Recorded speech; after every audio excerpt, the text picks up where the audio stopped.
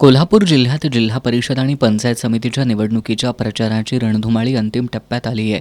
अनेक उमेदवारांनी पायाला भिंगरी बांधत प्रचारात वेग घेतल्याचं चित्र पाहायला मिळतंय.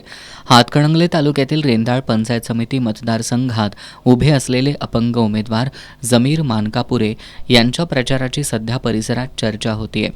अपंगत्वावर मात करत मानकापुरे सामाजिक कामात सक्रिय असतात. त्यांची कामाची तळमळ पाहून राष्ट्रवादी काँग्रेसनं त्यांना रेंदाळ पंचायत समितीसाठी उमेदवारी दिली आहे.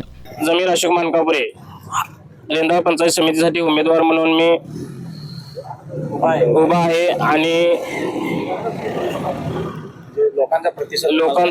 लोकांचा प्रतिसाद पण खरोखर आतापर्यंत चांगला आहे आणि याच्या पुढेही आपल्याला लोकांनी प्रतिसाद देऊन मला विकास कामासाठी एक वेळ संधी द्यावं आणि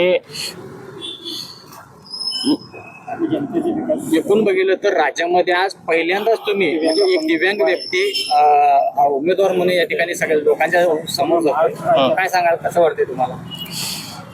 आतापर्यंत आपल्याला दिव्यांग उमेदवार म्हणून आपले जे असेल माननीय हसन मुश्रीफ साहेब यांनी एक महाराष्ट्रामध्ये दिव्यांग उमेदवारी देऊन जे तळेगाळातले उमेदवार ते लोकांचा प्रतिसाद असेल ते प्रतिसाद लोकांच्या समस्या सोडवण्यासाठी जर की मी हातपायाने अपंग असला तर मनाने अपंग नाही, अपंगावर मात करून जे समाज सेवा असेल किंवा समाजाचे काम असेल ते तळागाळाची सेवा लोकांची सेवा करण्यासाठी मला एक वेळ लोकांनी संधी द्यावी आणि महाराष्ट्रामध्ये प्रथमच दिव्यांग उमेदवार म्हणून मुश्रीफ साहेबांनी मला उमेदवारी दिली.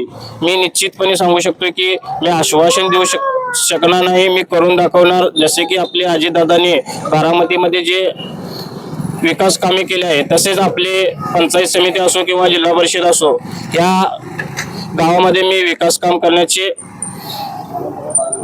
गवाही देतो. अपंग असूनही जमीर मानकापुरे ज्या उत्साहानं प्रचार करतायत ते बघून मतदार त्यांच्या जिद्दीचं कौतुक करतायत.